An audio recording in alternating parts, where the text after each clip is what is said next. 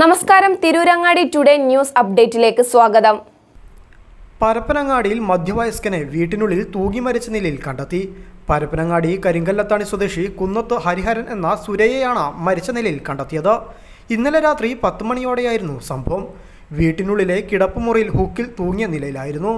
Parappanangadi police സംഭവസ്ഥലത്തെത്തി inquest നടപടികൾ പൂർത്തിയാക്കി. തുടർ നടപടികൾക്കായി മൃതദേഹം തിരൂരങ്ങാടി താലൂക്ക് ആശുപത്രിയിലേക്ക് മാറ്റി. ഗീതയാണ് ഭാര്യ. സനൽ, വിമൽ എന്നിവരാണ് മക്കൾ. ശ്രീന, മനീഷ എന്നിവരാണ് മരുമക്കൾ.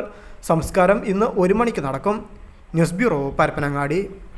ഇത്തവണ ആമിയ ഗോൾഡ് ആൻഡ് ഡയമണ്ട്സിൽ തകർപ്പൻ ഓഫർ ഓണം സ്വർണ്ണോത്സവം 2024. ആമിയ ഗോൾഡിൽ തുടക്കമായി ഓഗസ്റ്റ് 1 മുതൽ ഒക്ടോബർ 31 വരെ ബമ്പർ സമ്മാനം 100 പവൻ സ്വർണം. ഒന്നാം സമ്മാനം 25 പവൻ, രണ്ടാം സമ്മാനം 10 പവൻ, മൂന്നാം സമ്മാനം 5 പവൻ. കൂടാതെ 1 ഗ്രാം സ്വർണം വീതം 1100 പേർക്ക്, 100 ഗ്രാം വെള്ളി വീതം 100 പേർക്ക്. ഓരോ പർച്ചേസിലും കൂപ്പൺ ചോദിച്ചു വാങ്ങാൻ മറക്കരുതേ.